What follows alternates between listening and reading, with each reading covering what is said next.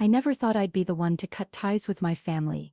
I always imagined I'd be the dutiful son, the one who'd stick around, help out when needed, and be there for my parents no matter what. But life has a funny way of showing you people's true colors when money is involved. My name is Ethan, and I have a twin brother, Liam. Growing up, we were always treated a little differently. Liam was the golden child. Athletic. Popular, the one who could do no wrong in our parents' eyes. I, on the other hand, was the quieter one. I preferred books over sports, computers over parties. It wasn't that I resented Liam. I didn't, but I always knew that between the two of us he was the favorite. Still, I never thought it would come to this. We both graduated from college at the same time, on the same day. It was supposed to be a proud moment for our family. Liam had gone the traditional route, studying business, while I had taken a different approach. I had started working online when I was 16, freelancing, saving every penny I could. By the time we graduated, I had a decent amount of money saved up, not enough to be rich, but enough to be comfortable. The day after graduation, my parents surprised Liam with a brand new luxury car, a sleek black BMW. He was ecstatic, jumping up and down, hugging our parents like they'd just handed him the keys to a mansion. I was happy for him, truly, but I couldn't help but feel a little curious. What about me? I didn't expect a car that wasn't my style. Maybe a watch, a heartfelt letter, even just a "we're proud of you," would have been nice. But when my dad handed me an envelope, I felt a weird pit in my stomach. Inside was a bill, a long list of numbers, amounts and final total. I stared at it, confused. What is this? My mom smiled, as if she'd just given me the best gift in the world. It's only fair, Ethan, you've been working for years, you've saved up so much. It's time for you to help out the family. My dad nodded. Liam doesn't have anything saved up yet. He'll need help getting started in life, but you're responsible. You've got money. This is just a small way for you to contribute. I felt my blood run cold. They weren't giving me a gift, they were handing me they expected me to pay for them while they rewarded Liam with a luxury car. And they actually thought this was fair. I looked at Liam, expecting, I don't know, maybe a little guilt, maybe a "hey, this isn't right," but he just shrugged and said, "Come on, man, you always say you don't care about money." That was when I made my decision. I took a deep breath, folded the paper neatly, and slid it back into the envelope. "Thank you for this," I said, my voice even. "It's a real eye-opener." My mom, "I knew you'd understand." I smiled back, then packed my bags and left. I didn't yell, I didn't argue, I just walked out. They didn't try to stop me. I don't think they fully realized what I was doing, not yet, anyway, but that would change soon enough. 2 weeks later, I got the first desperate call. I ignored the first call, then the second, then the third. My voicemail was full of messages from my parents, my brother, even my aunt. At first they were casual. "Hey Ethan, we just wanted to check in, call us back." Then a little more insistent. "Ethan, why aren't you answering? We need to talk." Then desperation. "Please Ethan, we didn't mean it like that. Just call us back." But I didn't. I wasn't going to give them the satisfaction of acting like nothing had happened. For the first time in my life, I was putting myself first. The first week after I left, I stayed at a cheap Airbnb in another city. I wasn't sure what I wanted to do yet, but I knew I wasn't going back. I had enough savings to figure things out, but my parents, they weren't as lucky. By the second week, Liam started calling. At first it was all bravado. "Dude, stop being dramatic, just come back already." I blocked his number, then my mom switched tactics. "Ethan, sweetheart, we're struggling. You know we've always supported you.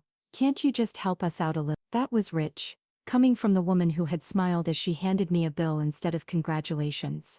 Then the real panic set in. One evening, I was checking my email when I saw a message from my dad. Subject, "Please read this." I hesitated, but curiosity got the best of me. "Ethan, we're in trouble. We took out some loans we can't pay back, and we thought we could handle it, but things are getting worse. Liam doesn't have the means to help us. And we thought you wouldn't mind. You've always been so independent, so responsible. We misjudged the situation, and for that, I'm sorry, but we need you. Please at least call us back. Let me know if you'd like any changes." I stared at the email for a long time. It was the first time they had even come close to admitting they were wrong, but it still wasn't an apology, not really. They weren't sorry for how they had treated me. They were sorry that I had left, And now their perfect golden child wasn't enough to fix their problem. For years I had watched them favor Liam, give him everything, make excuses for him while expecting me to be the responsible one, and now when their choices had finally caught up to them, who did they turn to? Me, because Liam, the son they had spent years prioritizing, wasn't capable of helping them. I closed the email without responding. Then a few days later, I got the call that changed everything. It was Aunt Sarah, and for the first time I hesitated before ignoring it. I stared at my phone for a moment, before deciding to pick up. I didn't know what to expect from my aunt. She wasn't as involved in the drama, but she'd always been somewhat of a peacemaker between me and my parents. Ethan, her voice was soft, almost pleading. Can we talk for a minute? I sighed. About what? About your parents. They're worried about you. Yeah, I know, I said, keeping my tone level, but I think they're a little more worried about themselves right now. There was a long pause, then she said, please don't be like this. They made a mistake. They thought you would understand. They didn't mean for things to go this way. I could hear the desperation in her voice, but I wasn't backing down. Not now, not after everything that had happened. I took a deep breath and asked the question that had been swirling in my mind for days. Why, Aunt Sarah? Why did they buy Liam a car if they're struggling? If they're in debt, how is that even possible? How could they think that's okay? There was another long pause, then finally she spoke, but her voice was shaky. I don't know, Ethan, they just thought they could handle it. They always wanted to give Liam the best, and they figured it would be a good way to celebrate his graduation.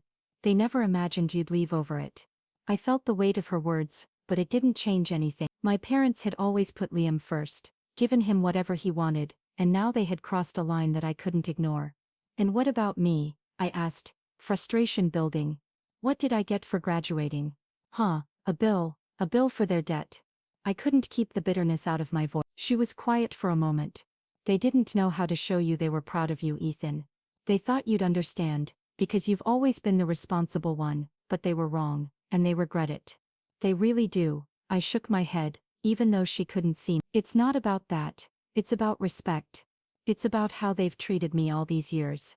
How they've always put Liam on a pedestal, and expected me to take care of everything else. I could feel the anger rising, but I kept my voice steady. They didn't give me a car, an opportunity, or even a proper thank you for all the work I've done. Instead, they gave me their problems, and now they want me to fix them. Aunt Sarah was silent for a long time. Then finally she spoke. Ethan, I think they're finally realizing they've messed up. They just don't know how to fix it. Please come home, let them make it up to you. Let me know if you'd like me to continue, or make any adjustments. I wasn't sure if I could. The emotional toll was too heavy, but something inside me softened just a little. Maybe, I said, but they have to show me they're serious. This can't just be another excuse. If they really want to fix things, they need to prove it. Aunt Sarah sighed in relief. Thank you, Ethan. I know this isn't easy. Before I could respond, she added, but there's something you should know. Liam called me too, and he's been asking if you'll come back. He's not as indifferent as you think. I frowned. Really? Liam actually concerned? Yes, she said quietly, but it's more than that. He's starting to see the bigger picture. He's starting to realize just how much you've done for the family and how much he's taken for granted. I didn't know what to think of that. Liam, the golden child, realizing his actions? It sounded too good to be true, but maybe, just maybe, things could change. I still didn't know if I was ready to go back, but I had a feeling this story wasn't over yet. And in the next conversation, I would hear something that would push me to finally make a choice. The days passed, and I stayed in my little Airbnb, sorting through my thoughts, still refusing to call back. But then, something unexpected happened. It was a Thursday evening when my phone buzzed. I didn't recognize the number, but I answered anyway. Ethan. It was Liam. Yeah, I replied, my voice cool. Liam's voice was shaky, and there was a long pause before he spoke again. Ethan, I'm sorry, but things got worse. Mom and Dad, they didn't listen. I tried to talk to them, but they're stubborn. They kept insisting they'd manage, but now they've had to sell the car. My heart sank, but a part of me couldn't help but feel vindicated. They sold the car, I repeated, my voice cold. Yeah, Liam's voice cracked. They had no choice. The bills piled up, and we couldn't keep up with the payments anymore. They sold it to cover some of the debt. It's gone, Ethan. I don't know what to say, man. I leaned back in my chair staring out the window. A rush of satisfaction washed over me, mixed with something dark. They had chosen Liam. They had handed him a car and thrown my efforts in my face. And now, with all their mistakes catching up to them, they were losing it all.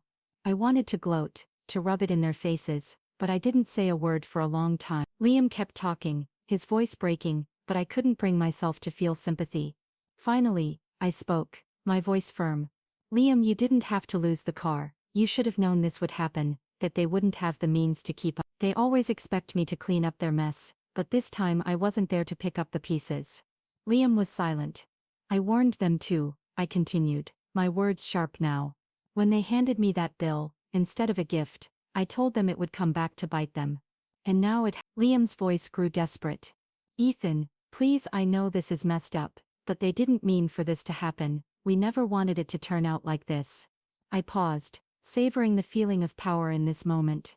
I had finally broken free from their grip, from the years of being second place. You know what, Liam, I said coldly, maybe it's a lesson they needed to learn the hard way. If they'd been a little more thoughtful, they wouldn't be in this situation now. I hope it stings. Liam started crying, and for a second I almost felt guilt. But then, the image of my parents' smug smiles when they handed me that bill flashed in my mind. I didn't feel guilty. Liam's sobs echoed through the phone, but I didn't offer comfort. Instead, I hung up. And for the first time I felt a sense of justice. The scales were balanced, and my family was finally learning the consequences of their actions. The next few days were quiet. I kept to myself, staying in the Airbnb, not responding to any messages or calls. I wasn't even checking my phone much, except to catch up on work. It felt freeing, honestly. I didn't have to deal with anyone's drama anymore. Then, on Sunday afternoon, I got a call from an unknown number. I was about to ignore it, but something inside me told me it was time to face it head-on. I picked up. Ethan, my mom's voice came through shaky and desperate. Please, can you just hear us out? I didn't answer immediately. Instead, I leaned back in my chair, slowly exhaling. It had taken them this long to come to me, and it felt good to know they were finally on the other end of the phone. Ethan, we know we messed up, she continued. We never should have put all that pressure on you. We should have been better. We're so sorry. Please come back. We'll fix everything. Just come home. I could hear the pleading in her voice, but it didn't move me.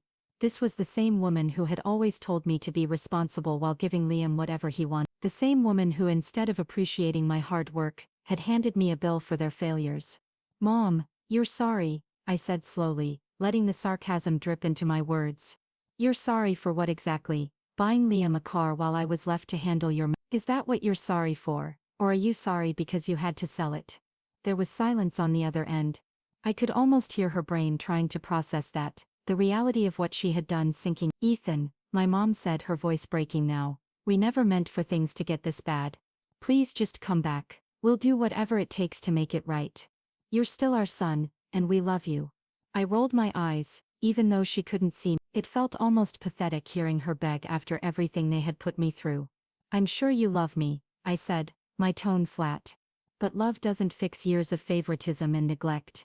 You didn't think about me once when you made those decisions. Not once. I paused, letting that sink in. Then I added, and frankly, I don't need your apology. It's too late for that. You should have thought about this before. The line went quiet again, and I could feel my anger building, but I kept it cool, just like I had learned to over the years. I'm not coming home, Mom. You made your choices and now you're living with the consequences. I'm not here to clean up your mess anymore. There was a long drawn-out pause, and then my dad's voice came on the line, sounding strained and desperate.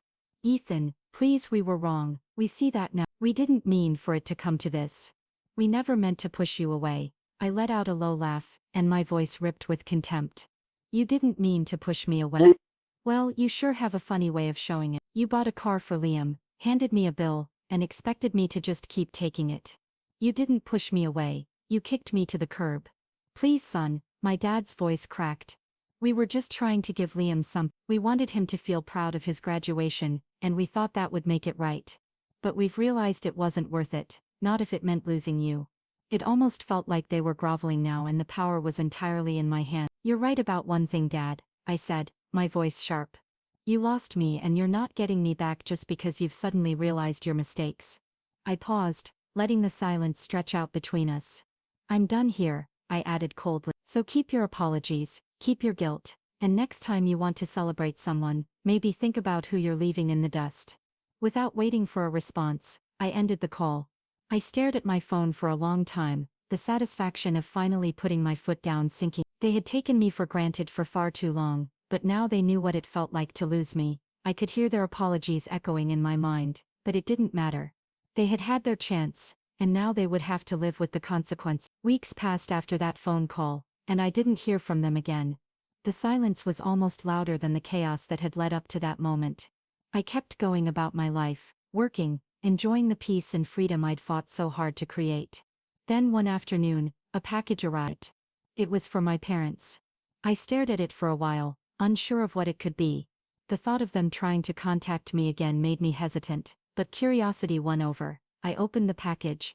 Inside was a simple letter, handwritten, the paper creased from being folded too many times. Ethan, we don't expect you to forgive us. We know we hurt you, and we've realized we've lost something far more important than a car or a gift we could never afford to give you.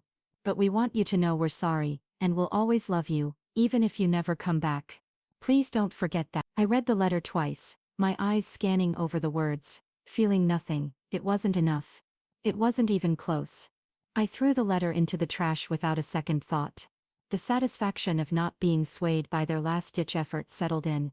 I wasn't angry anymore, just indifferent. As for Liam, I'd received a few more texts from him apologizing for being caught in the middle. I ignored them too. He had chosen his side, and he would have to live with the consequences of that choice. Life went on. I kept growing my business, kept moving forward with my plan. It was all on my terms now, and I wasn't about to let anyone, least of all my family, take that from me. As for them, well, they would always have their regrets, but at least I didn't have to carry the weight of theirs anymore. The end had come, but it wasn't a tragic one. It was a reminder that sometimes you have to step away from the people who never gave you a chance to be seen so that you can finally see yourself clearly. And for me, this was the beginning of a new chapter. At the end of the day, Ethan made a bold choice. He stopped letting his family's actions dictate his worth. It wasn't easy, but by walking away he finally took control of his own future. It's a hard truth, but sometimes, the most important relationship you can nurture is the one with yourself. What do you think? Was Ethan right to leave, or should he have given his family another chance? Drop your thoughts in the comments. I'd love to hear what you think. And if you want more stories like this, make sure to subscribe and turn on notifications so you don't miss out.